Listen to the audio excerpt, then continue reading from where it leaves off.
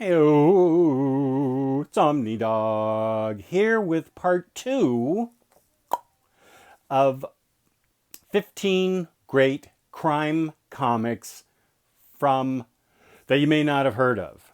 Now, in this series, I'm staying away from the obvious crime writers: Brubaker, Rucka, Frank Miller's Sin City, other famous crime writers, because I want to get you exposed to new things that I enjoyed and I think you will find very worthwhile. And of course, some of these I think we'll discuss whether these can be found on organic price books. $2 off with code Omnidog. 5% off. Should be 4 or more bugs together with the code Omnidog. Sit. Some of these are not going to be able to be found on that site, but still go there for your collected edition needs. Generally, they don't carry trade paperbacks there, but we'll talk about that. Actually, yeah, we'll talk about the trade paperbacks. So, the previous one, we went from 15 to 11. Now we're going from 10 to 6. And the first one is one I read a long time ago and loved, and this is called High Crimes by Christopher Sabella. Ibrahim Mustafa is the artist. This is a book that I genuinely enjoyed. It's a thriller mystery, but there's a crime involved, so I'm counting as it a crime novel. Sorry, crime comic. It takes place at the base of Mount Everest, where a body is found that has government secrets under its skin, we find out. Let me just give you a quick read from the back because they say it better than I could. Disgraced Olympic snowboarder Zan Jensen is relocated to Kathmandu as a climbing guide, running a sideline business as a high-altitude grave robber. That's right, there's dead bodies up there on Mount Everest, and she goes up and, I forget, strips them of their valuables. Ew. Oh no! And she returns them to. She makes an effort to return them to their families. So it's a big service that she does. But she also, I think, takes the stuff on them. Okay, blah, blah, blah. When a body is found at the summit of Everest with a treasure of state secrets under its skin, Zan finds herself in the crosshairs of a government hit squad bent on bringing the body home. As she races to the roof of the world, Zan will navigate bullets and avalanches to find salvation in the deadliest place on Earth. No kidding. Mount Everest is littered with dead bodies. It takes a certain person to go up Mount Everest. That is not me, but peace and love if you're one of them. So this book was a little bit hard to find. You see, I got a very used copy, and this was like 5 years ago. It is by Dark Horse, so I think it's probably online if you can't find it in book form. She's kind of besides being a grave robber, this turns into kind of a private investigating thing where she uses all her contacts in Kathmandu, and she gets an assignment to go find this body. And she regularly goes up Mount Everest, as I said earlier, to find bodies, return them to their families, and take what she can. And this body up there has under the skin, at the top, the body's skin are a bunch of state secrets that are extremely valuable. So she's in a race against time, and bullets fly, bodies die. It's a full-on adventure in Mount Everest, and I can only assume the author did, here's base camp. I can only assume that the author did a lot of research. I had an uncle who passed away a while ago. He was a big mountain climber. He made it to base camp, then he made it to base camp 2 on Mount Everest, but then he got sick and had to come down, and he never got back up. He scaled other big mountains and was always inviting me, and I was always saying, thanks, but I'll just stay here. That was 30 years ago. Some things never change. I'd rather stay home than climb a mountain. So sue me. So she is a plucky young woman, which is a way of saying she's a kick-ass, strong female protagonist, which I love. And she's packing heat because the other guys aren't playing fair at all. There's all kinds of adventure up there in the mountains, avalanches, bullets flying. And I've seen a lot of things about Everest, and they have to cross these crevices. This is how I know this book is well researched. They've got ladders in there that you cross. They threw down metal ladders so you can cross across these crevasses. This place is insane. So it is a full-on adventure thriller crime novel, which I highly recommend. Your heart will be beating, pounding at the sight of a thriller. There's another base camp. I think that's base camp 2. Not sure, but I'm going to go out on a limb and say so. She's racing against other people who want to get to the body first. Lots of guns, action. Gosh, I love this book. I thought it was really well done, and I think you guys will dig it too. That's High Crimes. Then we get to the next selection for crime. And I'm not cheating, but Lobster Johnson is kind of pulp adventure. But there are crimes involved. This is from the world of Hellboy, but you don't need to know anything about Hellboy to know about Lobster Johnson. He is there's 2 Omnis out right here. We'll talk about the first one. Go away, Omni 2. It's got solid writing. 2 of my favorite writers, Mike Mignola, John Arcudi. John Arcudi, I mean, we know Mike Mignola knows how to write. John Arcudi, I don't think gets enough credit as being a top-notch writer. And he writes a solid chunk of this. And Lobster Johnson is an adventurer, pulp vigilante is what I would call him. So these are there are interconnecting stories, but there are several in these 2 volumes that are not connected. They are standalone story arcs. And as you can see, the art is amazing, as you would only expect from a Hellboy book. Let's take a look at the spine. Looks good to me. Everything's in order. And so I love the color palette of this book. And here he is in action, Lobster Johnson, and he has a mark he leaves on the bad guys. So this book goes there. Violent and pulpy fun. I really, really love Lobster Johnson. And you do not need to know anything about, he just wants justice. You don't need to know anything about the Hellboy universe to enjoy this. Let's take a look at book number 2. Omnibus Volume 2, more of that good John Arcudi writing. And this is parts of this are a little more vibrant in their coloring. So it does have, and here's the beginning of another story, Mignola and Arcudi. So this color palette is a little more rich than the first one. Stories, still solid gold.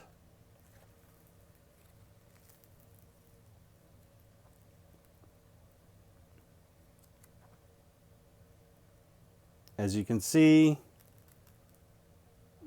there's a lot of fun stuff in this book. I reviewed this, I think I did a video maybe 3 years ago. Pulp adventure books, and I included this. I had the trades at the time. I highly recommend this book. Is solid pulp noir type fun with great writing and great art. He has a little team behind him, almost like the Shadow has a team, or Green Arrow on the CW show. Sure, whatever comparison helps you out. The Pirate's Ghost, Chapter 1. So it's all the Lobster Johnson stories, and they are great fun. See, bullets, crime, it's a crime book. I'm saying it right now. That was, okay, 10, 9. Here comes 8. The original Jennifer Blood, put out by Dynamite. This is the Omnibus Volume 2. Now, Garth Ennis started this. This is not all by Garth Ennis. Just Al Ewing is the one that writes some. Garth Ennis, issues 1 through 6. He sets the tone. He invented the character and the situation. Al Ewing, well known now. Al Ewing 7 through 12. Al Ewing 13 through 18. This might get comparisons to Lady Killer. Lady Killer came after this because it involves a woman who is a mother at home and then goes out at night. But, okay, there's that there. It's a Garth Ennis comic. She's not a contract killer like Lady Killer was. She's out for revenge. The people who hurt her family. And there is swearing in this book. There's not. I mean, what we just saw, that was the most sex there is in there. It's not full of sex, but it does have coarse language. And so she wakes up at night and goes. She's like almost the Punisher at night. She's well equipped, well trained, well armed, and she's out for vengeance. I believe this book, now there were some great covers. I believe this book, what was I going to say? Okay, so she's known as Jennifer Blood. And I love how she slips out at night to get revenge on the people that, hurt her family. Only this isn't like Punisher, because that's just an alter ego. Her son finds her weapons cabinet. So I loved this book. Garth Ennis, great creation of a character. And then Al Ewing, of course, continues to write great stories. I have not read past this. I know they've continued it. I haven't read it. But this omnibus is the one to get, because this establishes her character. You have empathy for her. You understand her situation at home. You understand her motivation for revenge.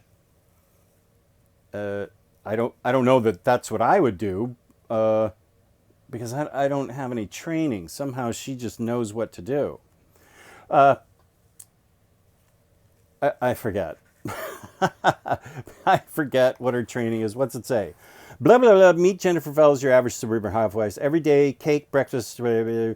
Kisses her husband goodnight, and then hopes the drug dinner she served them all does the job so the real work can begin. Now meet Jennifer Blood, ruthless vigilante. Every night she stalks the underworld on a personal vendetta against organized crime, determined to obliterate the parasites and scum who run the city's rackets. But can she keep her dual life separate? Really well done. Exciting, interesting. It's got great characters. Jennifer Blood, you genuinely care about her and empathize with her and wonder how she's pulling it off. And the criminals are very much crime criminals. They don't deserve to live. So, and my name's in here. Chess. Nice. There we go. Yeah, okay, and it's violent, as you can see by this right here. Violence, swearing, maybe some sex. I don't really think there is. But it's violent. It's a great crime book. Jennifer Blood. Okay, wait. 10, 9, 8. Here comes 7. Actually, I'm going to switch 7 and make this 7. This is a newer series that I've talked about on Crime Corner with Bunk, Gun Honey. Now, here's the thing that people will write this off. They'll think that it's just a cheesecake book. Is there cheesecake in this? Yes. Good girl art type thing. There is lots of that. But this is a woman that is a gun runner, thinks very fast on her feet, and has amazing adventures. So she's in charge of getting specific weapons and running the weapons to whoever wants them. She also has a keeper from the FBI who keeps her in line because they realize that she's a valuable asset and they want to keep her under their eye. Lots of great crime fiction here. Don't let the covers and the cheesecake art ruin it for you. If you're not into cheesecake art, then this book's not for you. If you're into very hard case noirish type crime, this is the book for you. So this was the first book, Gun Hunting. This was the second book. Yeah, and I can see how people wouldn't want to read this. They're like, oh, I'm sure it's just showing off women's bodies and stuff. I can't deny that's in there, but what you get is a brilliant story where she's constantly put in danger and constantly figuring her way out of it. So this is some good crimey crime stuff. And yeah, there's nudity and violence in this, so if you're not into that, this book's not for you. But if you're into adventure and crime, this is your book. And the third book is Heatseeker, and these are written by Charles Ardai, who I believe started the hard case crime novels, and now which have a lot of novels, some by him. I haven't read them, but he is. This is a foray into comics for him, and he's amazing. She also is for hire to take people out, and has an incredible amount of money stashed, so she can go anywhere and disguise herself. This is a friend of hers in this impersonating her, and so this is more her book, her friend's book, but it is amazing. I just thought this is a page turner of interesting, well thought out crime and adventure. And yes, I like cheesecake, so what am I going to do? This is the kind of book I like. It's got everything for me. I think you'll dig it, but be warned, not safe for work stuff. Okay, we're down to number 6. These books need to be read pronto, and that is Chris Condon's and Jacob Phillips' That Texas Blood. We've got book volume 1, volume 2, and volume 3. There's also the Enfield Gang Massacre, not so much a crime book, more of a history book of the town. What we have is a town as told from, the history is told from the perspective of Joe Bob, who started out as a young deputy sheriff. He ends up becoming the sheriff, getting close to retirement, and so we see him during various times during his career. This is completely safe for work. There is violence, but not gory violence. This is okay. Anybody out there, you can read this. Kids? No. Well, I don't have any kids in my audience. Are there any kids here? Here, get out of here. What are you doing? You shouldn't be here. So each book deals with a different topic. This is about a guy whose brother is killed in this town, and he goes back for revenge against an incredibly powerful drug dealer. And this is told through the eyes of Joe Bob at some time in his life. So this is volume 1, and Chris Condon, you can look at this art, and Jacob Phillips, I believe he does the coloring too. No, he does do the coloring. He does the art and coloring. I think he does the lettering too. Chris Condon and Jacob Phillips. There's no letter assigned to this, so I think he does the lettering too. So that's a talented young man. And Chris Condon is an excellent crime writer. This is an extremely well-written first volume. about a brother that goes back for revenge and probably shouldn't have. Volume 2 deals with, this is when Joe Bob starts to think that his town is cursed. This has to do with a cult that moved into the hills of where he lives. He's always haunted by flashbacks. This is him as a young man. There's his wife. In various flashbacks, we see him as a young cop. She's a young woman when they're first thinking of getting married. They find bodies, and it becomes clear that there is some sacrifice, human sacrifice going on for a death cult. Then this dude shows up, and he is... Wait, what's his name? Harlan Eversole. He's a private investigator, and he's been on the tail of this cult for years. And this looks like a demonic cult. They don't find anything initially, but they do their research, and they find a lot of disturbing stuff. And I don't want to go too far in this. This is when they go to search the house first and find nothing. And this is the older sheriff. Here's Joe Bob as a young man. And it involves a death cult. Not a death cult. I take that back. It involves a cult that wants to bring a godlike entity into the world.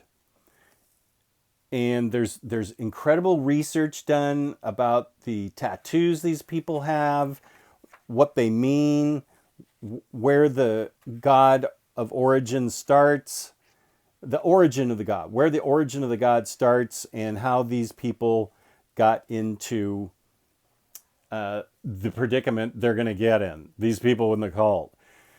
The private investigator is not trusted by the head sheriff, but Joe Bob thinks there's something going on here that this guy can help with. And I love the interplay between the grizzled old veteran and this dude that just shows up but has information that can help him. It sets up an interesting tension that Joe Bob is not afraid to go behind his boss's back because he believes in this private investigator that he can help solve the crime, and that's part of the deal. You want to solve the crime. He's not buying it. I don't blame him. This is set back, I think, in the 80s. And this is as far as I want to take it because it involves a great climax. It's a wonderful climactic scene, and it gives us more information and backstory on Joe Bob. Because we see him as an old man in this book, older man, because he's about my age, although, holy smoke, how's Sean Phillips drawing him? Do I look like that, Sean? How old is this guy? Yeah. Okay, that's enough. I'm sorry, not Sean Phillips, Jacob Phillips. Apologies. Peace and love. That's volume 2.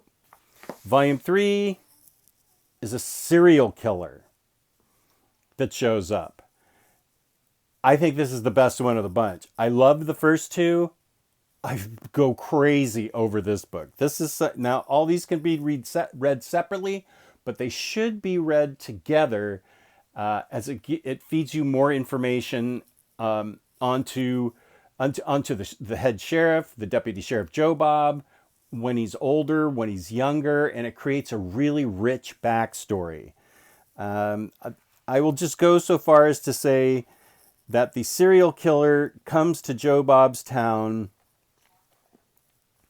and it's about solving the murders, and not only solving the murders, but preventing them and catching the serial killer before they happen again. Now, Joe Bob has some backstory in here that involves, I don't want to spoil it. I'm just going to point to it and say Joe Bob has something that's hanging over his head here. This is back when he was still a younger detective. Sorry, he becomes the sheriff. And it involves finding the serial killer before he kills again. this goes into a lot of human interest backstory where he's trying to solve it before the killer kills again, and with the help of the woman in the office, with help from other people, and his deputy sheriff.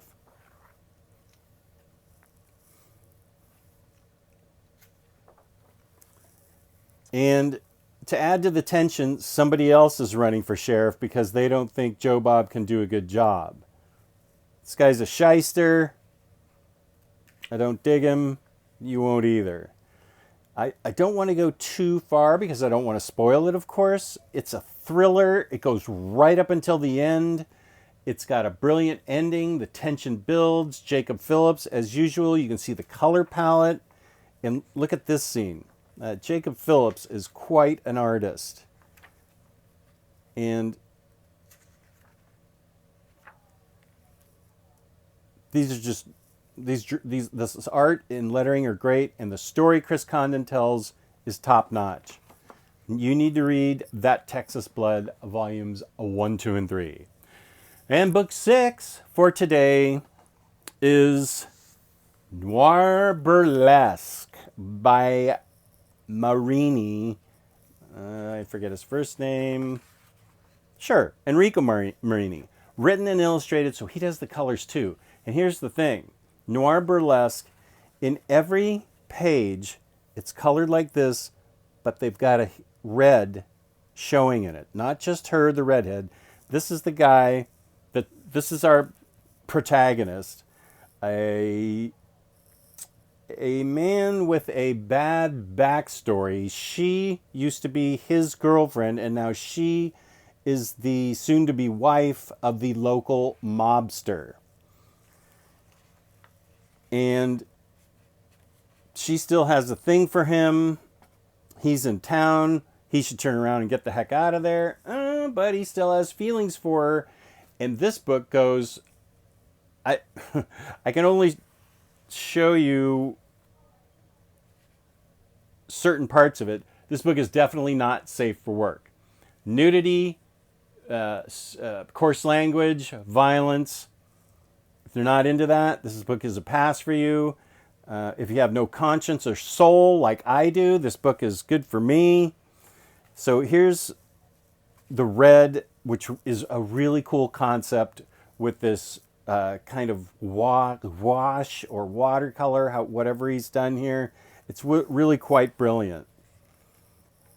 And so, let's see, I think I can show you this. Okay, there's the cigarette girl there in the nightclub with the red, and this is the one the mobster runs. And our protagonist gets into several different things besides the main story. There are a couple of things that branch out from it and make it very interesting. It's a thriller, pulp noir, really boss book. Okay, the nudity is real nudity, and there are some scenes involving perhaps some sex. I don't know. So I bookmarked places safe to show you. So look at this art. He does all the art, coloring, lettering, story himself.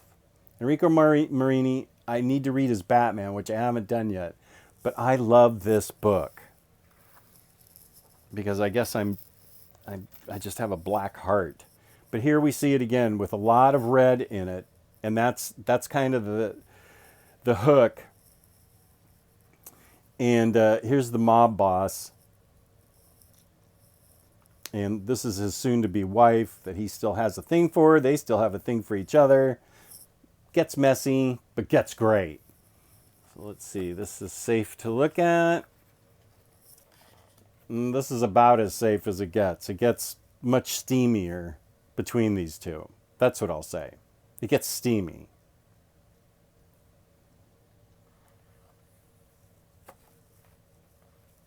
And another page. This is the mobster's house. And let's see, can I show the next page? Yeah. It's the mobster's house, and it branches out from here into more things that this guy gets into and somehow gets out of, the protagonist, and still involving her.